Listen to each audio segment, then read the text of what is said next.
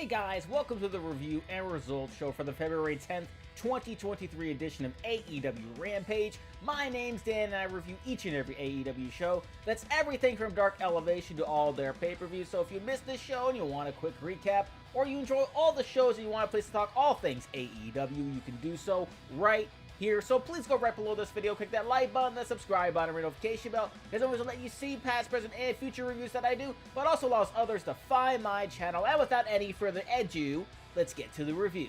Rampage kicks off with the Blackpool Combat Club, Jon Moxley, Claudio Castagnoli, and Wheeler Yuta against Kip Sabian, the Butcher, and the Blade, with Penelope Ford at ringside. Unfortunately, no Bunny here. It seems like the injury she suffered on Dynamite was serious enough to at least keep her out of this match.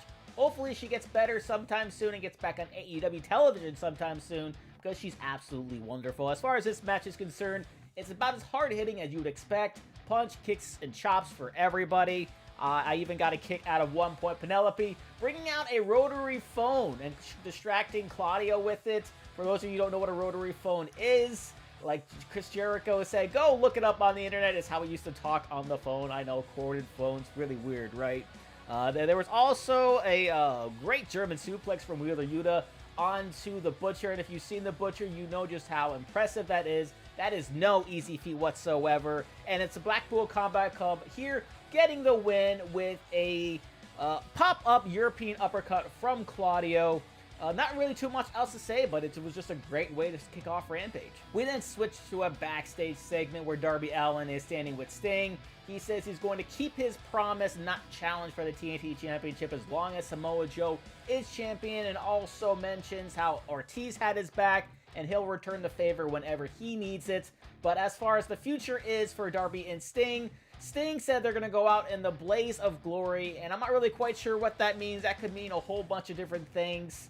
It probably means that Sting is probably going to be done soon, which is going to make me very sad, because Sting is my all-time favorite wrestler. He's the wrestler that got me to enjoy wrestling to begin with. I thought he was so cool when I originally saw him. So whatever ends up happening here, I'm probably going to be super sad, but also going to be super happy about it. We would also see a sneak peek of an interview that Renee Paquette is going to have with Adam Cole. But then we switch over to Ricky Starks, who's venting over his frustration about how things are going with Chris Jericho and the JAS, as I'm sure we all are at this point. He says he's absolutely sick of it, and it's no longer about beating him like he originally did, but it's more about embarrassing him, and that's going to start with Daniel Garcia on Rampage. I'm assuming he's just going to embarrass everybody in the way he says that he is, and this is going to end sometime soon. It feels like Revolution is the target for that, and as long as it's done there, I'm happy. Then the Impractical Jokers come out with Chris Jericho's baseball bat, keep on commenting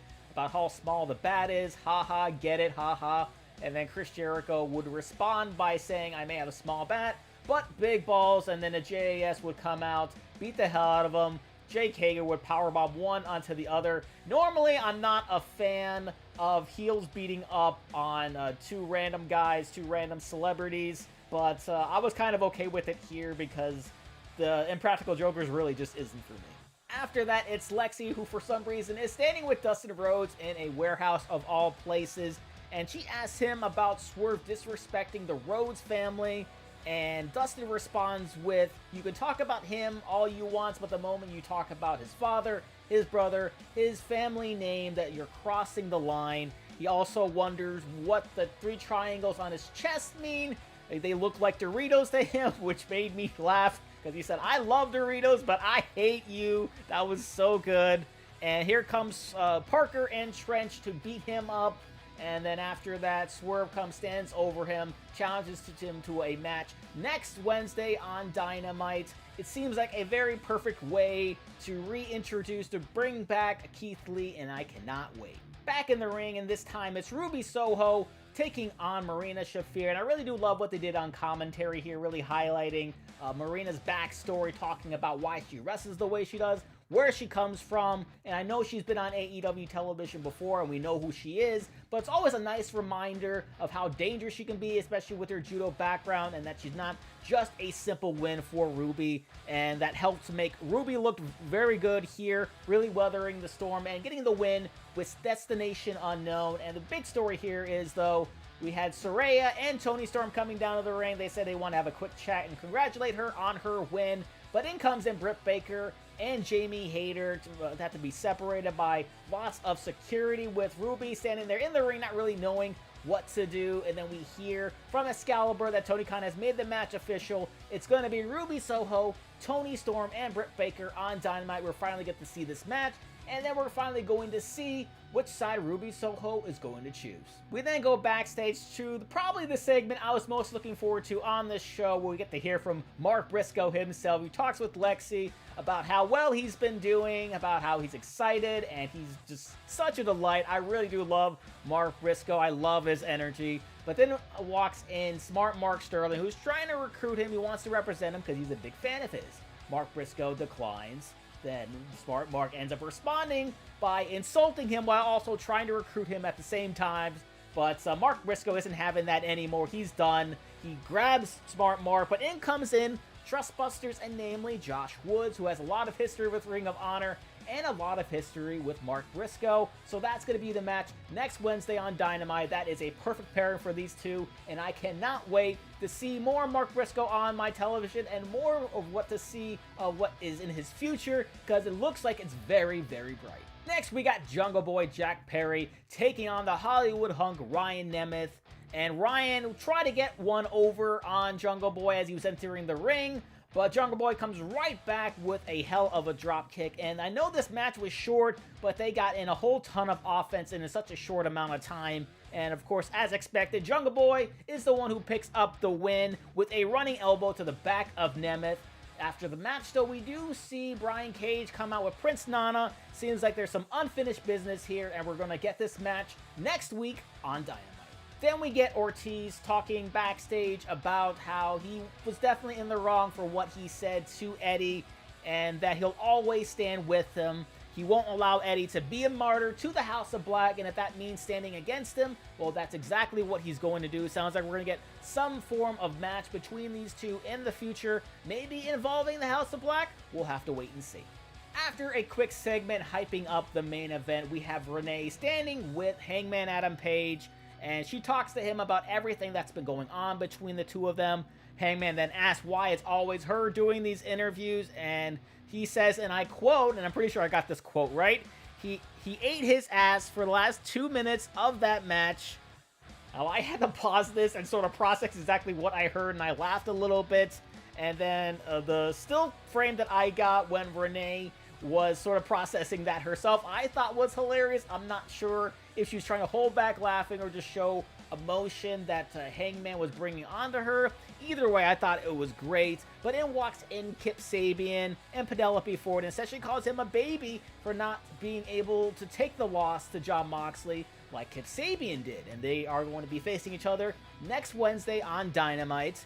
And this is going to be great because if things are going the way I think they're going between Mox and Hangman, it's going to be good. It's going to be absolutely wonderful. Main event time as it's Orange Cassidy defending his All-Atlantic Championship against Lee Moriarty. But before we get into the match, though, I do want to say how nice it was that Chris Jericho and JR gave a quick shout-out to Jerry Lawler. Obviously, the three of them have a huge history together, and it's always nice to see wrestling companies look out for others. But getting back into this match, though, it started off fun with Lee Moriarty stealing Orange Cassidy's glasses, and I gotta say, he did look damn good in those sunglasses. I feel like he should get himself a pair of those. But then Orange ends up avoiding some of Lee's moves as only he can, looking so smooth doing it. But then Lee would respond with how great he is in the ring with an impressive amount of reversals and doing an incredible bridge to try to pin Orange Cassidy. That looks so good.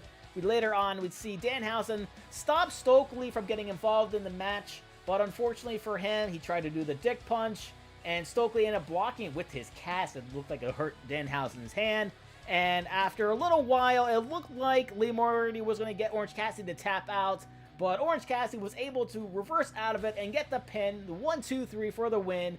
Orange Cassidy is still your All-Atlantic Champion. And after the match, though, we saw Jay Lethal, Jeff Jarrett, and Satnam Singh end up attacking Cassidy, Danhausen, and the Best Friends who tried to make the save. But the team who actually made the save was the Acclaimed. Is this the direction where the Acclaimed is going now? Are they truly done with the guns? Are the Guns going to feud with somebody else? Are the Guns going to be transitional champions? We're going to have to wait and see on that as well. That was AEW Rampage. What do you guys think about it? Please let me know down in the comment section below. Standout matches for me, certainly that 6-man opener and that main event All-Atlantic Championship. With that said, if you did enjoy this review, please go right below this video, click that like button, that subscribe button, and ring the notification bell, because I want to let you see past, present, and future reviews that I do, but also allow others to find my channel. So thank you guys once again for checking this out, and thank you guys for being all elite.